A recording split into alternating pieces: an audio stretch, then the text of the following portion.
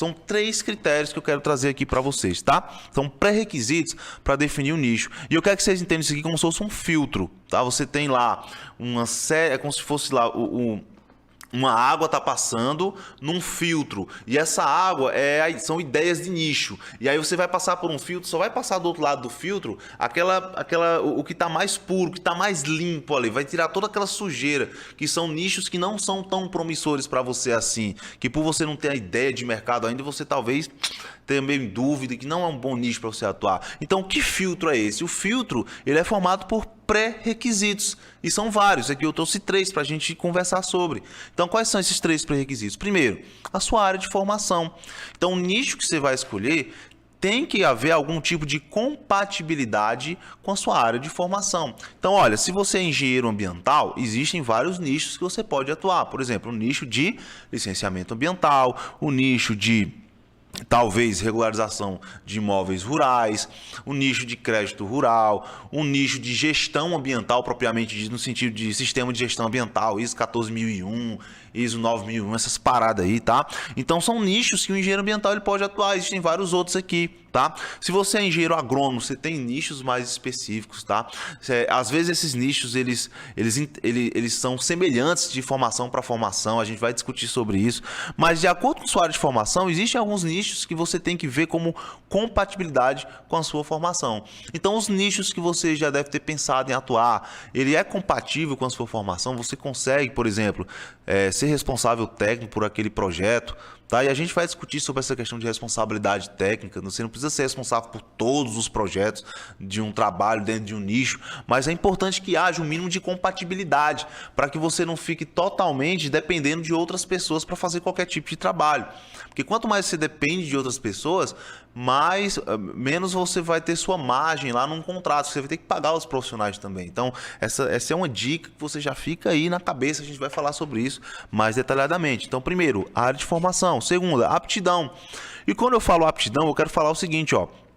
Pré-disposição técnica para desenvolver os trabalhos. Então, olha, eu vou dar um exemplo aqui. Na faculdade, quando a gente está lá na nossa faculdade, existem algumas disciplinas que a gente tem mais afinidade, não é verdade?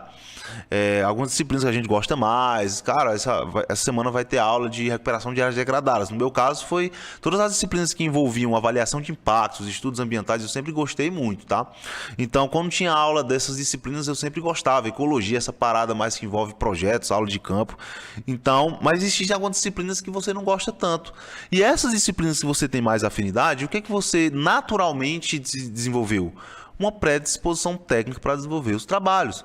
Por quê? Porque se você gosta mais, você estuda mais, você leu mais sobre aquilo. Então, por exemplo, se eu fizesse uma pergunta aqui para você agora, se eu te chamasse para fazer uma live no meu Instagram, sobre qual tema você queria que a gente discutisse? Eu tenho certeza que você pensou agora num tema que você mais domina, que você gosta mais de conversar, que talvez você tenha feito algum artigo científico, talvez tenha sido o tema do seu TCC. Então, quais são as áreas que você tem mais predisposição técnica para desenvolver os trabalhos? Então, isso é um bom pré-requisito para escolher o nicho, porque isso já vai te colocar à frente. Tá? Mas eu não tenho experiência com nenhum trabalho, como é que eu vou fazer um trabalho, mesmo dessas disciplinas que eu mais gostei, eu nunca fiz nenhum trabalho. Calma que eu vou falar como é que a gente vence esse obstáculo aí, de não saber fazer bem um trabalho, mesmo que tenha uma predisposição, tá? Então vamos lá, vamos com calma. Então o segundo critério é aptidão. E o terceiro critério é demanda. Um dos maiores erros que eu vejo profissionais cometerem é definir um nicho, dizer que quer trabalhar numa determinada área, sem nunca ter pensado na demanda, ou seja, na tração de mercado, potencial de retorno financeiro que aquele nicho ele é capaz de te dar. Então, por exemplo, às vezes eu falo com alguns profissionais da área ambiental, eu quero trabalhar com um plano de recuperação de áreas degradadas. Opa, é um nicho muito massa, eu faço muitos projetos como esse também, acho muito show de bola esse nicho. Aí eu pergunto, cara, você já analisou um pouco do mercado disso aí na sua região? Você já viu se tem demanda, tem tração de mercado?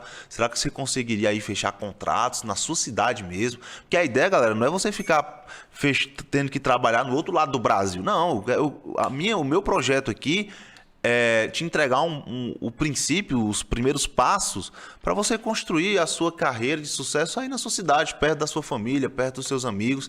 Eu achava que isso era impossível também, tá? Mas eu vi que não é, e eu estou ensinando as pessoas agora que não é impossível. E muitos dos meus alunos estão conseguindo ter uma carreira de sucesso perto da sua família. Por que não? Por que não? Por que isso não é possível? Quem foi que disse a você que isso não é possível? Tá? Então, olha, é possível. Então, para isso, você precisa entender sobre demanda, você precisa estudar essa parada. Então, essa área que é compatível com sua área de formação, que existe uma predisposição técnica da sua parte para fazer esses trabalhos, ela tem demanda? Você acha que ela tem demanda? E quando a gente está começando um negócio, tudo vem muito da parte de você ter o bom senso, de você ter a parada do achismo. Só com o tempo dos testes vão dizer a verdade. Mas a gente tem que partir. A gente começa com uma página em branco e a gente tem que começar a escrever essa parada. E o tempo vai melhorar as nossas técnicas, as nossas estratégias. Então a gente tem que definir isso daí.